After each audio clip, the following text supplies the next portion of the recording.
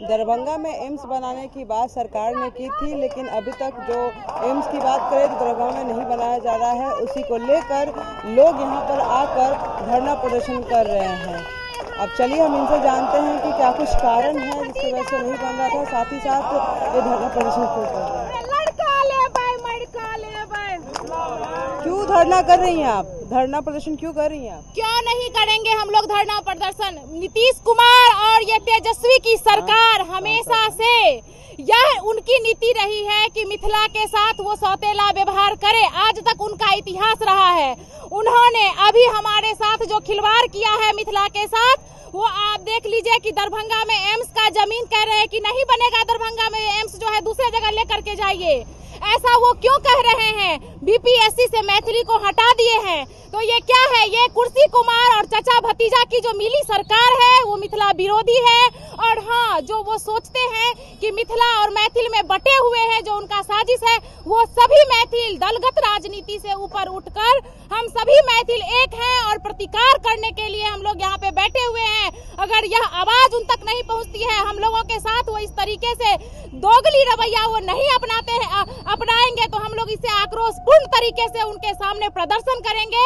इसीलिए नीतीश कुमार और तेजस्वी की सरकार, दोनों की मिली भगत सरकार से यह हम आग्रह करेंगे कि ये सिर्फ सांकेतिक धरना है। आने वाले समय में मिथिला के साथ शोषण दोहन अगर वो बंद नहीं किए तो इससे आक्रामक डेग उनको देखने को मिलेगा। धन्यवाद। तो आप देख रहे हैं यहाँ पे धरना प्रदर्शन कर रहे हैं मांग के लिए। सर, क्या कुछ मांग है आपकी? क्या कारण हो गया जिसकी वजह से आप लोग को धरना करना पड़ा पटना में आकर? देखिए, देश के यशस्वी प्रधानमंत्री श्री नरेंद्र मोदी जी के द्वारा 15 सितंबर 2020 को 1264 करोड़ की लागत से 750 बेड के लिए कैबिनेट किया गया और राज्य की सरकार भी 200 एकड़ जमीन कैबिनेट करके देने का काम किया। अब जहां 81 एकड़ भूमि को, लो लैंड भूमि को भरा करके एम्स निर्माण के लिए सारा प्रक्रिया पूरा हो गया था, तो इस समाधान यात्रा में जा कर के बिहार के मुख्यमंत्री कहे अब दूसरे जगह पर हम एम्स का निर्माण करेंगे। अब जहां एम्स के लिए भारत की सरकार डायरेक्टर यहां पर नियुक्त करने का काम किया, 81 एकड़ जमीन हैंड ओवर हो गया, अब अगला प्रक्रिया में जाना था, तब इसको लटकाना भटकाना नहीं करना चाहिए बिहार सरकार को। तो इसी के विरुद्ध आज यहाँ पर सारे मिथिला के लोग अपने अपन संगठन के माध्यम से विरोध जताने के लिए बैठे हुए हैं।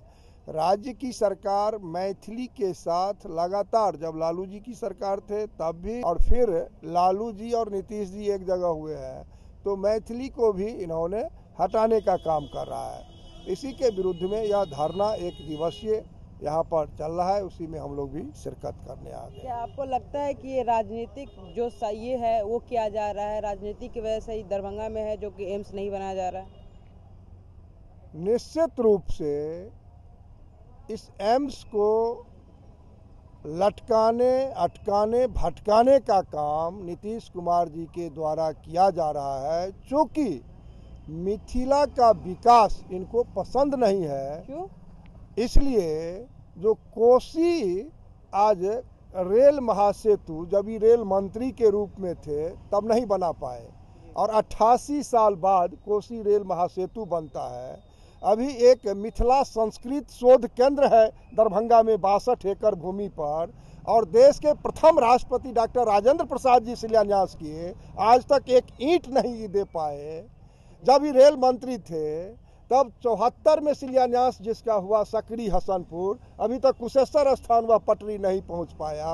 1946 में जहां दरभंगा महाराज 300 एकड़ जमीन और 6 लाख रुपया देने का काम, और डीएमसीएच में आज तक न्यूरो हार्ट कैंसर का विभाग जो छूट गया, मुख्यमंत्री के रूप में 17 वर्षों से नीतीश कुमार है और लालू जी 15 साल थे, आज तक उसमें न्यूरो हार्ट कैंसर का विभाग तक नहीं हुआ। इसलिए विकास विरोधी है।